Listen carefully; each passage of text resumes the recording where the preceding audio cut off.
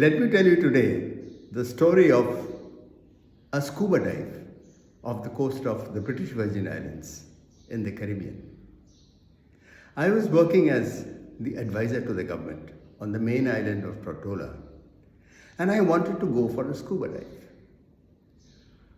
So I visited one of the shops on a Saturday morning, the dive shops, and I asked if I could go for a scuba dive. Yes, of course, you can do that, sir, the owner said. But who will you dive with? I said, well, I don't have company at the moment, but I'll have to look around. I have dived earlier, but never in the Caribbean. He said, sir, as you know, scuba diving is an inherently dangerous sport. And it is always advisable that you dive with a buddy, a person you can trust. So he continued. So he said, don't you think, sir, it would be better that you go for a dive when your sons are here visiting you in Tortola?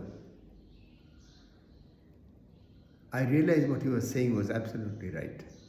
So I thanked him profusely and I said I'd be back when my sons are here, and walked out. Opposite the shop, I saw a lanky young man repairing a boat. He was bare-bodied, had three-quarter jeans, and he had very long hair, which was almost orange in color, perhaps due to constant exposure to the sun and the sea.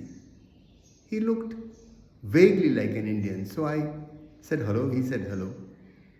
I said, you're not from India by any chance? He said, yes, I am. I'm from Goa. I said, wonderful.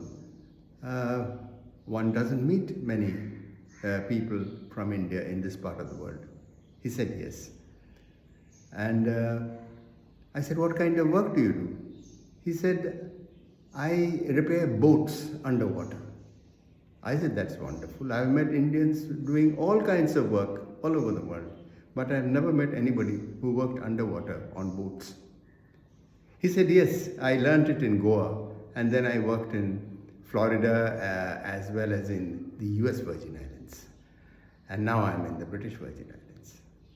I said, your work must be very interesting. Why don't we sit together when you're free and you can tell me about your work? I would like to know. He said, well, I'd love to do that.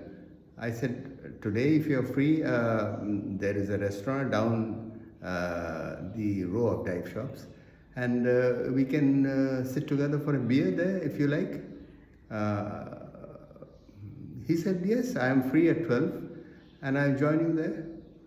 I said, wonderful. He said his name was Anthony, and we shook hands.